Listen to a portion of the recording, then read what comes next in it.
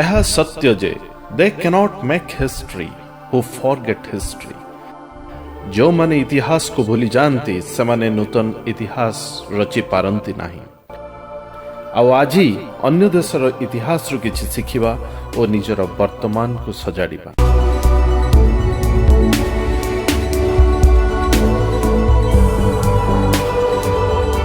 ପ୍ରିୟ ବନ୍ଧୁଗଣ, ଇତିହାସ କହେ ଅତୀତରେ ଚାଇନା ନିବାସୀ ଯେବେ ଶାନ୍ତିରେ ରହିବାକୁ ଚାହିଁଲେ ସେତେବେଳେ ସେମାନେ ଗ୍ରେଟ୍ ୱାଲ୍ ଅଫ୍ ଚାଇନାକୁ ନିର୍ମାଣ କରିଥିଲେ।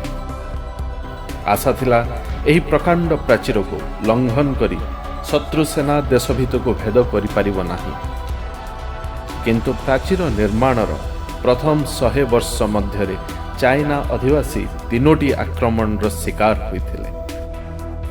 ପ୍ରତ୍ୟେକ ଥର ଶତ୍ରୁ ପକ୍ଷକୁ ପ୍ରାଚୀରଟିକୁ ଲଙ୍ଘନ କରିବା ବା ପ୍ରାଚୀରଟିକୁ ଭେଦ କରିବାର ଆବଶ୍ୟକତା ହିଁ ଅନୁଭବ ହୋଇନଥିଲା, କାରଣ ପ୍ରତ୍ୟେକ ଥର ଦେଶର ଶତ୍ରୁମାନେ ଦ୍ୱାରରକ୍ଷୀକୁ ଲାଞ୍ଚ ପ୍ରଦାନ କରି ମୁଖ୍ୟ ଫାଟକ ଦେଇ ପ୍ରବେଶ କରିପାରିଥିଲେ।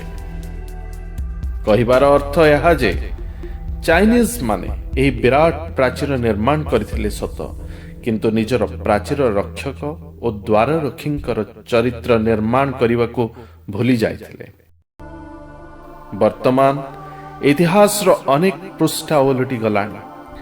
ଆଜି ଚାଇନା ପୂର୍ବର ଚାଇନା ନାହିଁ, କିନ୍ତୁ ଆମେ ଭାରତୀୟମାନେ ଆଜି ମଧ୍ୟ ଅତୀତର ଚାଇନା ପରି ଭୁଲ କରୁଛୁ।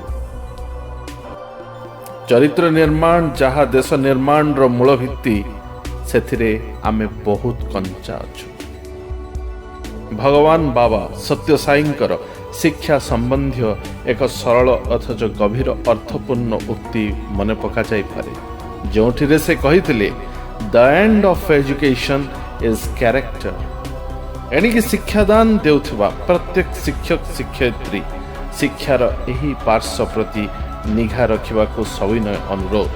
ଏତତ୍ ସହିତ In Volume 5 of Complete Works of Swami Vivekananda, Swami Vivekananda categorically opined, "We want that education by which character is formed, strength of mind is increased, the intellect is expanded, and by which one can stand on one's own feet."